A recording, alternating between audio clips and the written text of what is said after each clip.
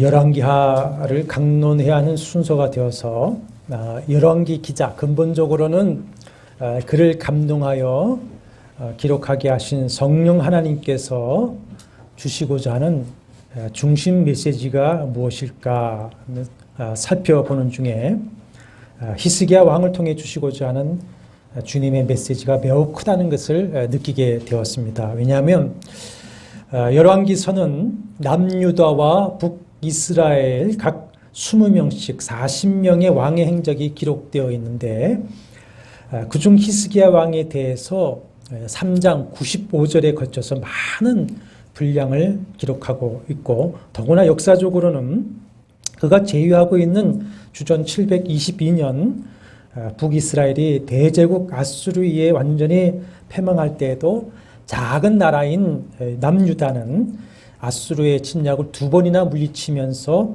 독립을 쟁취하는 그 과정, 그리고 그가 죽을 병에서 고침받는 그 과정을 통해서 나라와 우리 자신이 하나님의 앞에 어떻게 살아야 구원과 복을 받을 것인가 하는 메시지를 발견하게 됩니다. 계론 공부에서 공부했듯이 열왕기서는 포로기에 기록되었는데 왜 하나님의 왕국이라고 하는 이스라엘이 패망하고 하나님의 장자라고 하는 선민이 포로로 끌려와 비참하게 빠졌는가?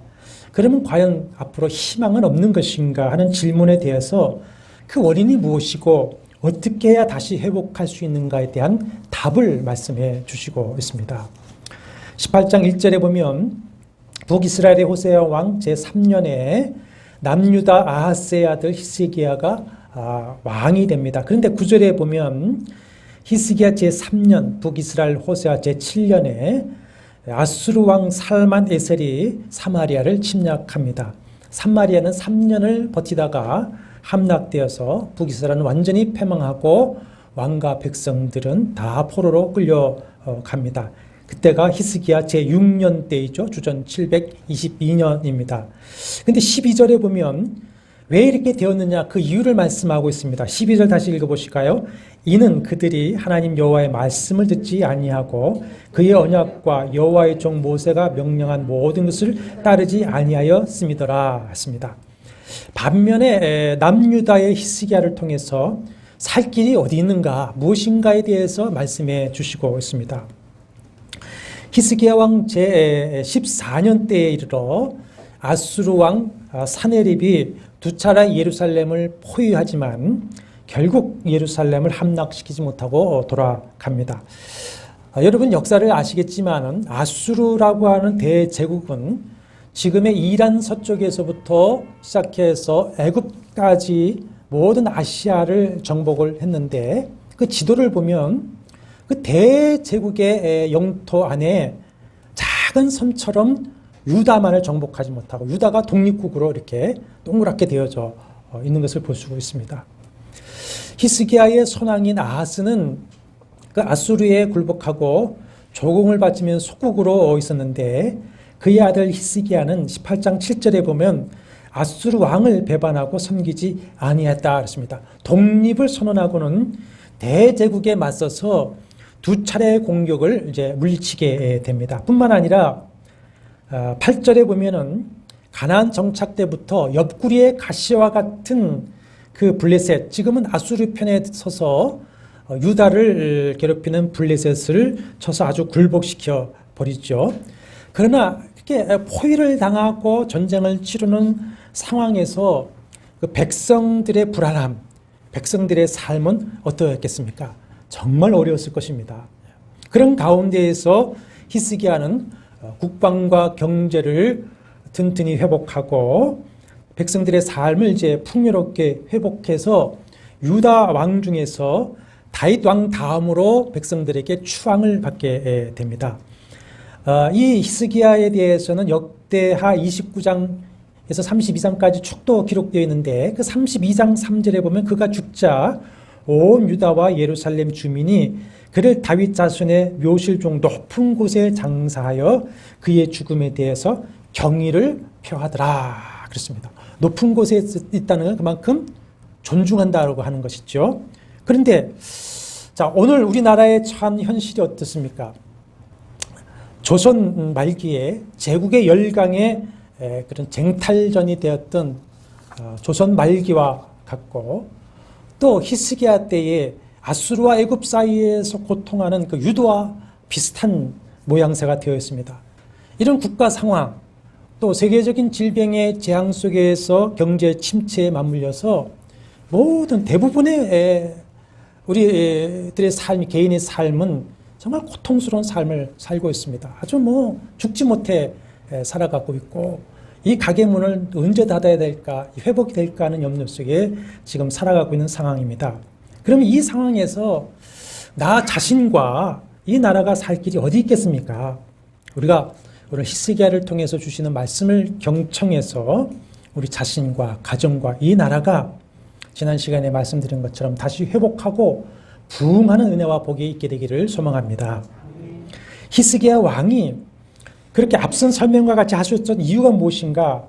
그 개론적인 평가가 2절과 7절 말씀인데, 열왕기서의 기자는 선지자인데, 선지자가 왕들의 역사를 어떤 관점에서 보냐면은 하나님의 관점에서 내려다보는 겁니다. 신앙의 관점에서 보고, 언약에 충성하면 복이고 언약에 불충성하면 저주다라고는 신명기의 관점에서 보고서는 뭐라고 하냐면은 7절 보십시오. 여호와께서 그와 함께 하심에 그가 어디로 가든지 형통하였더라 했습니다. 형통이라고 하는 게 뭡니까? 전혀 어려움이 없다는 얘기가 아닙니다. 어려움과 도전이 있지만 그것을 극복하고 뜻을 이루게 된다는 것이 형통이죠. 하나님께서 함께 하시면 그가 하는 모든 일을 도와주시기 때문에 다 성공적으로 이루어낸다라고 하는 것이 형통인데, 열왕기상 2장에 보면은 다윗이 죽으면서 아들 솔로몬에게 유언의 권면을 할 때에 왕상 2장 3절에 보면 내 하나님 여호와의 명령을 지켜 그 길로 행하여 그 법률과 계명과 율례와 증거를 모세 율법 기록된 대로 지키라.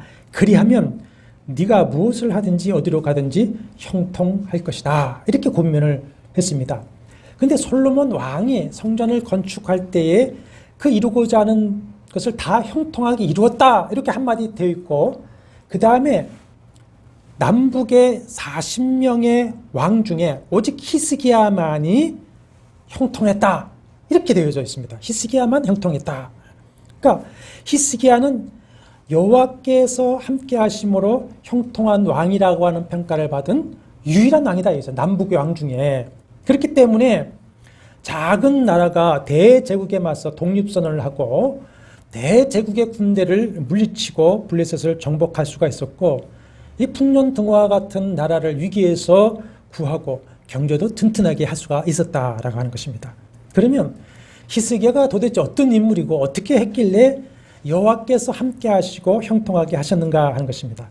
그것을 평가하는 말씀이 18장 2절에서 6절의 말씀인데, 먼저 2절에 보면은 그의 신앙의 유산에 대해서 말씀을 하고 있습니다. 거기 보시면 그의 어머니 이름은 아비요, 또 외할아버지는 스가리아라고 밝힙니다. 그 이유를 이제 2절을 설명하면서 말씀을 드리겠습니다. 그리고 2절에 아주 중요한 말씀을 하고 있습니다.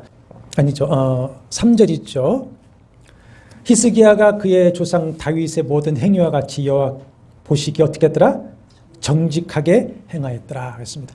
정직하게 행하였다라고 하는 번역한 이 히브리어 말은 올바르게, 의롭게 이런 뜻을 가지고 있습니다. 그러니까 다윗처럼 하나님 앞에 올바르게, 의롭게 행했다라고 하는 것이 다윗의 모든 행위와 같이 여호와 보시기에 정직하게 행하였다, 이런 말씀입니다. 남유다와 북이스라엘의 40명의 왕들을 평가하는 기준이 하나 있습니다. 간단합니다. 다윗의 길과 여로보암의 길입니다. 그가 다윗의 길로 행하였느냐 아니면 여로보암의 길로 행하였느냐, 이것이 평가의 최종 기준입니다. 다윗의 길은 어떤 길이죠? 하나님 보시기에 정직한 길, 올바르고 의로운 길이고, 여로보암의 길은 하나님 보시기에 악한 길입니다. 그가 다윗의 길로 갔다 하면 하나님을 경외하고 그 말씀을 준행하여 그와 동행하면서 나라와 백성을 평안하게 했다라고 하는 것이고, 여로보암의 길로 갔다고 하는 것은 뭐냐?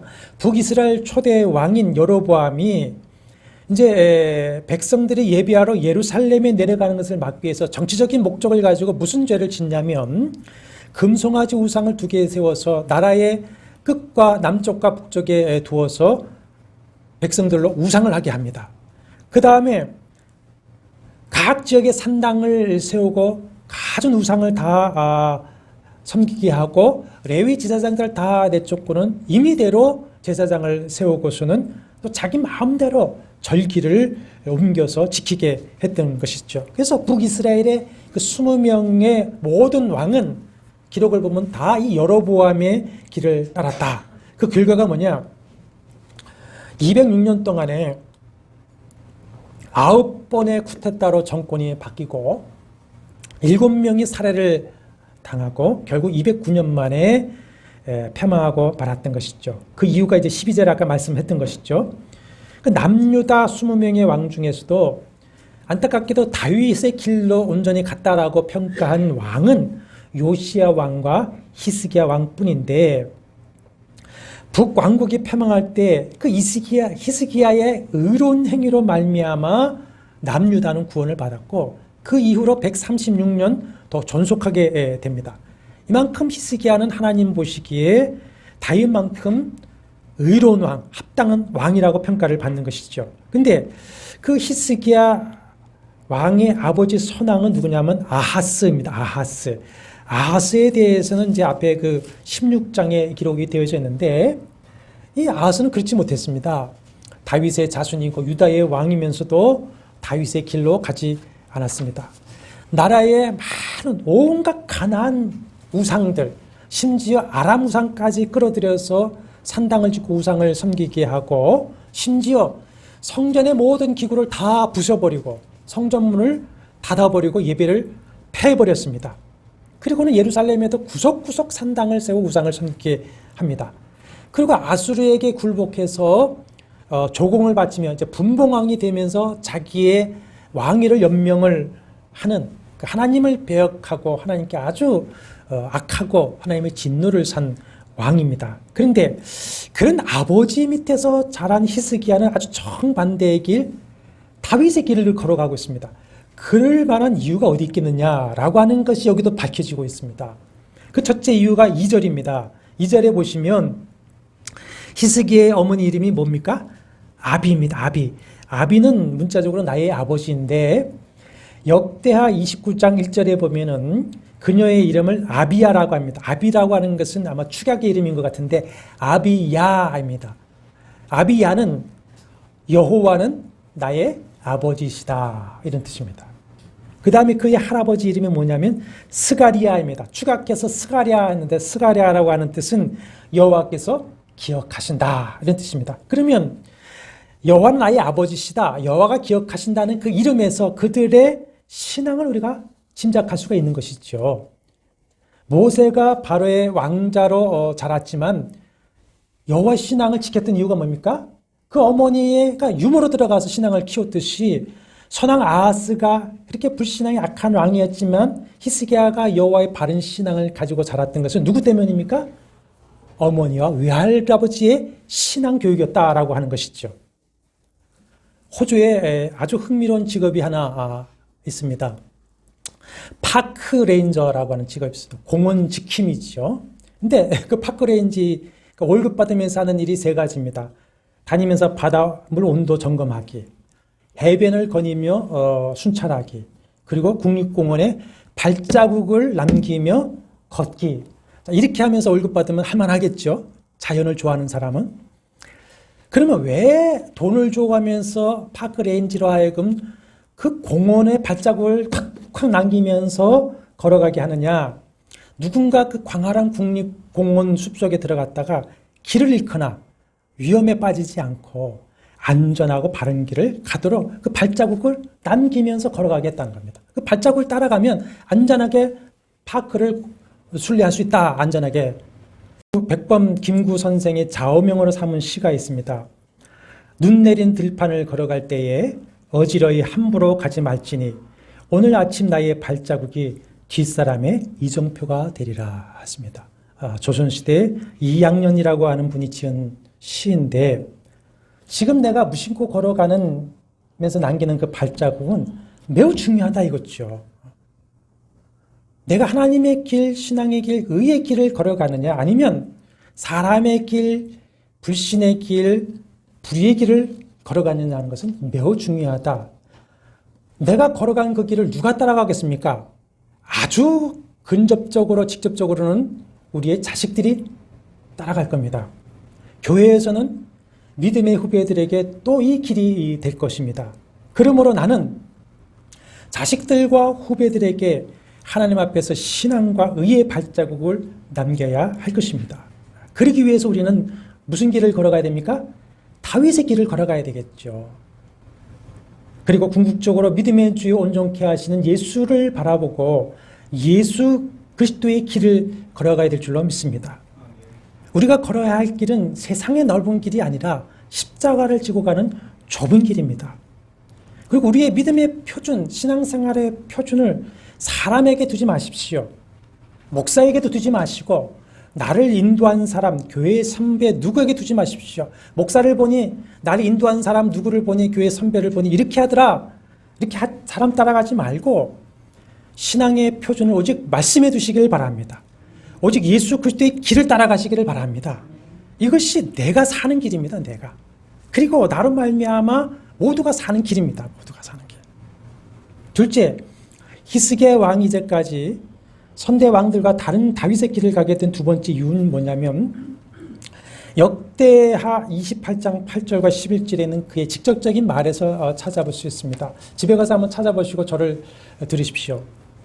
자, 북이스라엘의 패망과 남유다도 그때 다 성읍이 함락되고 이제 예루살렘만 남아 포위되고 있을 때에 왜 그러면 하나님께서 지금 자기 백성에게 진노하셔서 자기 백성을 내어버려 두시고 두려움과 놀람과 비웃음거리가 되게 하시는가? 왜 칼에 죽게 하시고 자녀와 우리의 아내들은 사로잡혀 갔는가 생각했습니다. 그리고 답을 얻습니다. 그것은 뭐냐? 우리가 하나님과의 언약을 배반하고 우상을 섬기며 범죄할 뿐만 아니라 가장 심각한 것은 이 성전문을 닫고 예배를 피한 죄뿐이다. 죄 때문이다. 그렇게 하면서 계획을 외치고 있습니다. 아까 18장 12절에서도 그걸 얘기하지 않았습니까? 여호와의 말씀을 듣지 아니하고 그의 언약과 여호와의 종 모세가 명령한 것을 따르지 아니하였기 때문이다. 이렇게 말씀을 하고 있습니다. 그래서 히스기야는 왕이 되자마자 제일 먼저 뭐 하느냐? 신앙 계획을 시작합니다. 역대 29장부터 히스기야 얘기가 또 시작되는데 3절에 보면 이렇게 기록하고 있어요. 첫째 해 왕으로 올라서자마자 첫째 달에 여호와의 전 문을 열고 수리하고 제사장들과 유대의 사람을 모았다 그럽니다. 선왕 아하스가 성전기구를 다 부셔버리고 성전문을 닫아버려서 예배가 폐해져 버리고 그러니까 제사장들도 살 수가 없으니까 다 떠나버렸죠. 근데 히스기야가 왕이 되자마자 제사장과 레위인들을 다 모읍니다. 성전에 모여라. 그리고는 하나님께서 우리에게 진노하신 이유가 이런 것이다 라고 하면서 이제 너희들은 성전을 정결케 하라. 그리고 기구를 보수하자. 그리고 예배를 회복합니다. 16일 동안 성전을 다 치우고서는 예배를 회복하는데 자신이 먼저 성전에 올라가서 예배할 때에 이스라엘 백성들을 위해서 속죄 제사를 드립니다. 그리고는 온 백성들로 하여금 하나님께 예배하라더니 온 백성이 와서 하나님을 예배하고 너희가 드리지 않았던 예물을 다 드리라 했더니 쌀 곳이 없도록 또 예물을 싹 쌉니다. 그러면서 또 유월절을 이제 회복하죠. 그러니까 제일 먼저 뭐 한 겁니까? 자신과 백성들의 죄를 회개하고 예배를 회복하면서 하나님과의 관계를 회복하는 겁니다. 여러분, 우리는 성령이 거하시는 성전이라고 했습니다. 우리 성전 때 우리 자신을 먼저 성결하게 해야 되는 것이고 예배를 회복해야 되는 것이고 그래서 하나님과의 관계를 회복하셔야 됩니다. 그리고 열왕기상 18장 4절에 기록된 대로 모든 우상을 섬기는 산당을 다 파괴합니다. 그 구절에서 주목할 것이 있는데 보십시오. 모세가 만들었던 놋뱀을 이스라엘 자손이 이때까지 향하여 분향함으로 그것을 부수고 누후수단이라 일컬었더라. 놋뱀 이야기는 민수기 21장에 나오는데 출애굽해서 가나안을 향해 광야를 여행하는 중에 이스라엘 백성들이 너무 이제 피곤하고 마음도 상하고 맨날 뭐 만나 매출하게 먹는 것도 지겹다 원망을 합니다. 그러니까 하나님이 진노하셔서 불뱀을 사막에 불뱀을 풀어 물어 죽이게 했죠. 많은 사람이 죽어갈 때에 모세가 용서를 구하니까 여호와께서 어떻게 하라 하십니까? 노수로 뱀을 만들어서 장대에 매다면 그것을 믿음으로 바라보면 낫게 할 것이다. 그 노뱀입니다. 근데 그것을 이제까지 분향함이 우상했다고 하는 것이죠. 그러니까 여호와의 은혜의 도구가 뭐가 되어버린 겁니까? 우상으로 변질되어 버렸습니다. 근데 이제 한 가지 의문이 뭐냐면 이제까지 그 노뱀이 보관되었다고 하면은 그동안에 무슨 기록이 있는데 그것이 없어요. 하여튼 그 노뱀이라고 치더라도 중요한 것은 노뱀을 분양했다고 하는 것은 그 당시에 뱀 숭배 사상의 영향을 받은 악한 습관입니다. 그 아세라 여신의 형상을 보면 얼굴 양편에 뱀 두 마리가 이렇게 감싸고 있는 것을 볼 수가 있습니다. 그러니까 노뱀을 섬겼다고 하는 것은 우상 숭배의 일하는 것입니다. 그러면서 한편으로는 그렇게 했겠죠. 자, 모세 때부터 전통이야. 그러면서 우리의 전통이 하면서 분양을 하게 했을 것입니다. 전통이 뭐가 된 겁니까? 우상이 되어버렸습니다. 전통과 전례라고 하는 것이 말씀의 권위 위에 서버리고 만 겁니다. 하나님이 되어버리고 만 겁니다. 아무리 전통이고 전례라 하더라도 말씀과 어긋난 것은 버려야 될 줄로 믿습니다. 그래서 사는 길입니다. 그래서 히스기야는 노뱀을 부숴버리고는 누후수단이라고 하는데 이건 노조각에 불과해. 그래 버리는 겁니다. 그리고는 히스기야를 의리케 보시고 함께 하시며 행통하게 하신 이유는 5절에 보십시오. 같이 읽겠습니다. 히스기야가 이스라엘 하나님 여호와를 의지하였는데 그의 전후 유다 여러 왕 중에 그러한 자가 없었다 했습니다. 의지하다라고 하는 단어를 13절 이후에 보면은 아수르 왕 랍사게가 항복을 종용할 때 8번이나 사용하면서 뭐라고 하냐면 의뢰라는 단어로 번역을 합니다. 네가 누구를 의뢰하느냐 이렇게 합니다. 의지하다라고 하는 말은 신뢰하다, 확신하다라고 하는 뜻을 가지고 있는데 그 말에는 평안하다, 든든하다, 담대하다 이런 뜻도 포함되고 있습니다. 그러니까 여러분 보십시오. 내가 신뢰할 만한 아주 참된 대상을 가지고 있다면 내게 뭐가 있습니까? 든든함, 그렇죠? 거기에서 오는 평안, 담대함이 있습니다. 그렇죠? 그러니까 히스기야는 이 하나님을 의지하고는 그 하나님을 의지하는 믿음에서 뭐가 나온 겁니까? 담대함이 나와가지고 대제국 아수르를 대적할 수가 있었던 것입니다. 그럼 그야말로 다윗이 골리앗에게 맞짱을 뜨는 겁니다. 어디서 나오는 겁니까? 여호와를 의지하는 담대하면서 그 맞짱을 뜨는 겁니다.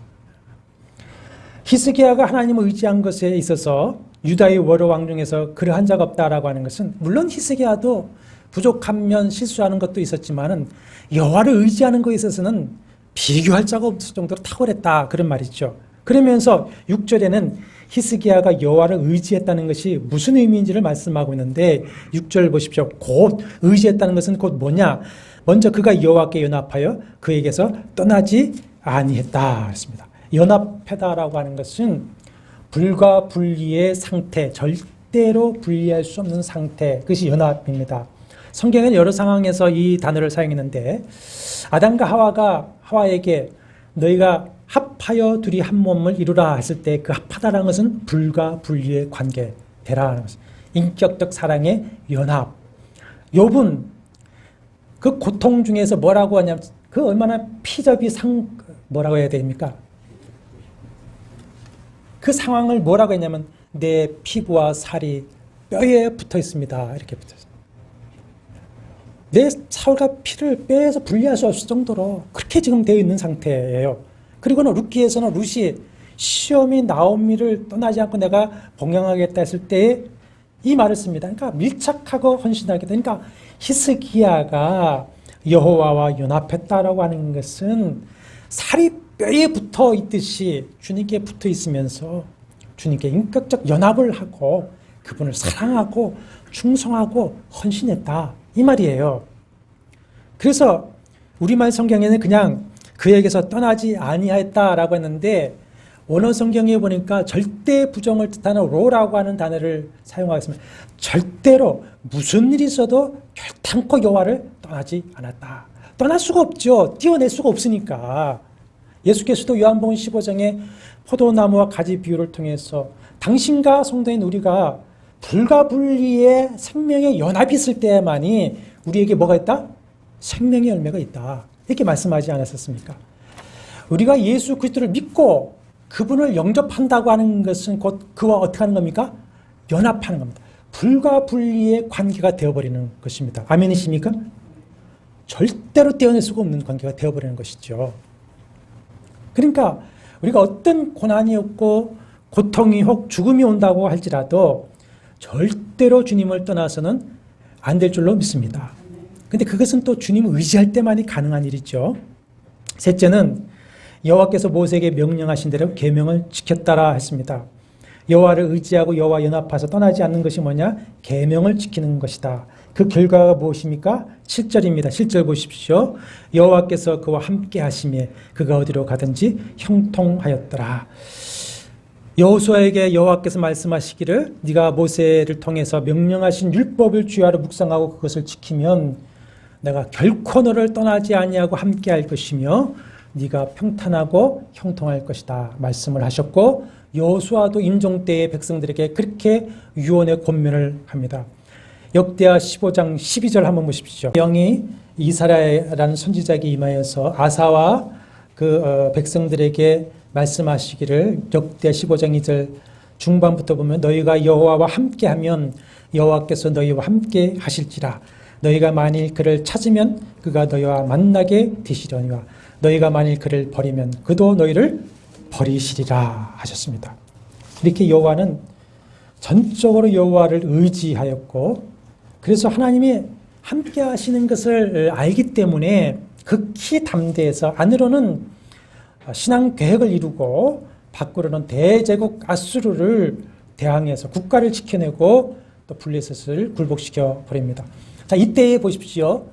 내부에서 기득권 세력과 우상 숭배자들의 반대와 도전이 없었겠습니까? 극렬하게 있었을 것입니다. 극렬하게.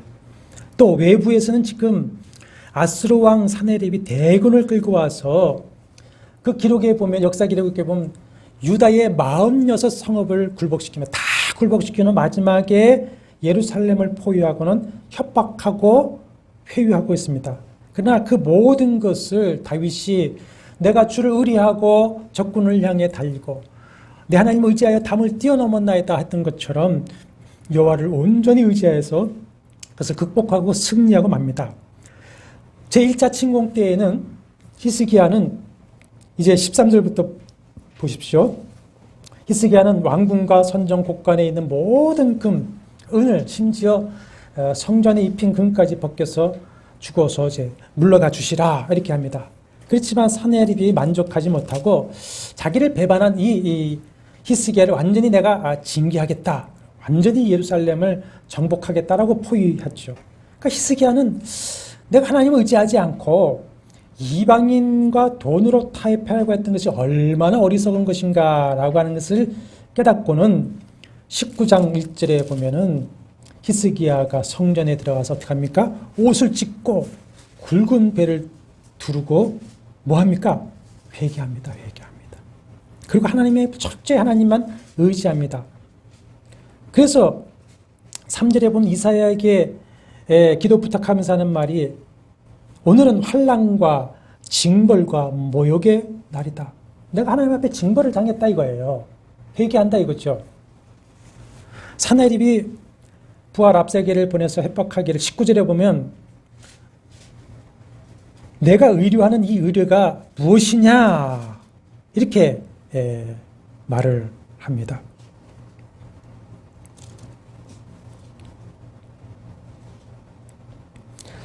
자신을 대왕이라고 하면서 뭐라고 하냐면 이제까지 여러 나라의 신들이 나에 의해서 그들을 구원하지 못했고 네가 의뢰한다고 하는 그 여호와도 너희를 구원하지 못할 것이니까 어떻게 하라? 항복하라.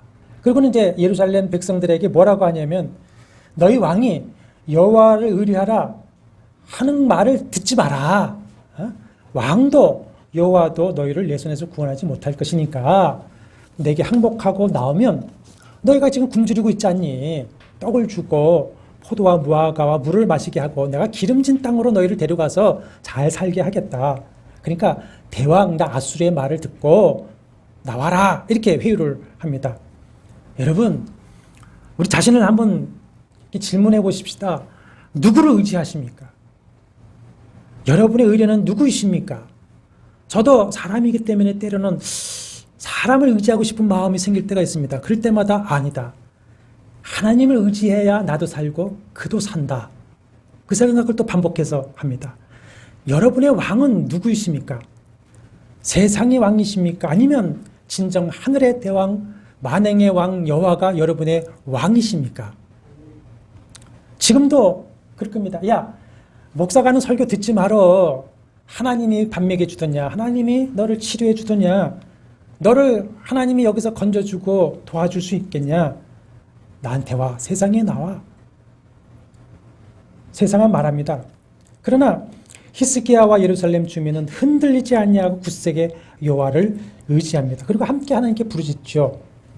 히스기야는 아수르 왕의 그 여호와를 비방하고 협박하는 편지를 성전에 펴놓고 부르짖죠. 그랬더니 이사야 선지자를 통해서 징조의 말씀을 주시는데 한번 찾아서 보시겠습니다. 19장 29절에서 31절에 보십시다. 열왕기하 19장 29절에서 31절 같이 읽어보겠습니다. 또 내게 보일 징조가 이러하니 너희가 금년에는 스스로 자라난 것을 먹고 내년에는 그것에서 난 것을 먹되 제3년에는 심고 거두며 포도원을 심고 그 열매를 먹으리라. 유다 족속 중에 피하고 남은 자는 다시 아래로 뿌리를 내리고 위로 열매를 맺을지라. 남은 자는 예루살렘에서부터 나올 것이요 피하는 자는 시온의 산에서부터 나오리니 여호와의 열심히 이 일을 이루리라 하셨나이다 하니라. 아멘. 지금 우리가 코로나 팬데믹으로 포위된 지 2년째인데 오늘 말씀처럼 어려움과 도전 중에서도 여호와를 의지하고 주님을 떠나지 아니하고 믿음의 남은 자 된 여러분에게 이제 제3년부터는 심고 거두는 그런 축복의 은혜가 있기를 축원합니다. 여호와의 열심히 이룰 것이다 하셨습니다. 여호와 열심히. 기도한 그 밤에 여호와의 사자가 아수르 진영에 가서 18만 5천 명을 죽입니다. 극한 전염병이라고 말하지만 그러나 애굽을 치시고 이스라엘을 구원해내실 때에 그 밤에 애굽의 모든 장자와 첫 것을 다 죽이신 것처럼 그렇게 하실 수도 있는 것입니다. 하나님이 하시면 하시는 것이죠. 황망에 돌아간 사내립은 부하에게 살해당하고 맙니다. 그리고 이제 20장에 보시면 그때에 그랬습니다. 이렇게 도전을 받고 어려운 시기 때에 또 히스기야는 병까지 얻어서 죽게 됩니다. 죽을 병을 얻습니다. 그래서 이사야 선지자는 와서 사망 선고까지 하죠. 그러나 2절에 보십시오. 히스기야는 낯을 벽으로 향하여 기도하기를 여호와여 내가 진실과 전심으로 주 앞에 행하며 주께서 보시기에 선하게 행한 것을 어떻게 합니까? 기억하옵소서 하고 심히 통곡하니까 주님이 뭐라 하십니까?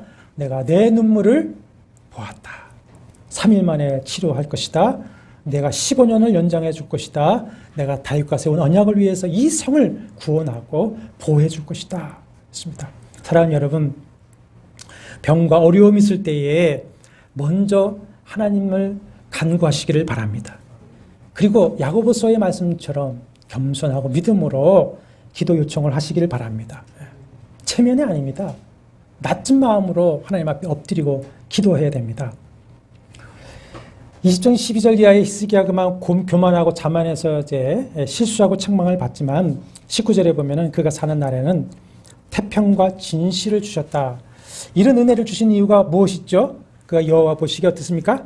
정직하게 행하고 모든 죄를 버리고 여호와를 예비하면서 여호와를 의지하여서 주와 연합하여 떠나지 아니하고 계명을 지키는 그를 하나님이 의롭게 여기셔서 함께 하시고 형통하게 하셨기 때문이다 그랬습니다. 사랑하는 여러분, 이 시점에 우리의 살 길은 바로 다윗의 길이요 히스기야의 길인 줄로 믿습니다. 내가 사는 길, 이 나라가 사는 길, 그것은 히스기야의 다윗의 길입니다. 내 영혼이 사는 길은 예수 그리스도의 길밖에 없습니다. 그러므로 의 참된 대왕이신 만왕의 왕 만주의 주 여호와만을 의지하시고 그를 사랑하시고 그 말씀대로 살아보시기를 바랍니다. 그러면 그 언약의 말씀대로 주님이 함께 하실 것이고 형통한 복을 우리에게 주실 줄로 믿습니다.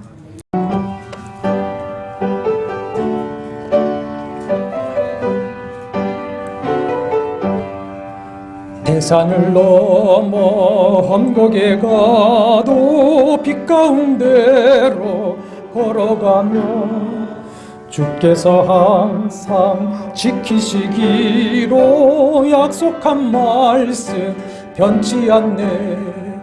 하늘의 영광 하늘의 영광 나의 맘속에 차고도 넘쳐 할렐루야를 힘차게 불러 영원히 주를 찬양하리. 캄캄한 밤에 다닐지라도 주께서 나의 길 되시고 나에게 밝은 빛이 되시니 길 잃어버릴 염려 없네. 하늘의 영광 하늘의 영광 나의 맘속에 차고도 넘쳐 할렐루야를 힘차게 불러 영원히 주를 찬양하리. 광명한 그 빛 마음에 받아 찬란한 천국 바라보고 할렐루야를 힘차게 불러 날마다 빛에 걸어가리. 하늘의 영광 하늘의 영광 나의 맘속에 차고도 넘쳐 할렐루야를 힘차게 불러 영원히 주를 찬양하리. 주 예수 그리스도의 은혜와 하나님의 사랑과 성령의 교통하심이 너희 무리와 함께 있을지어다. 아멘.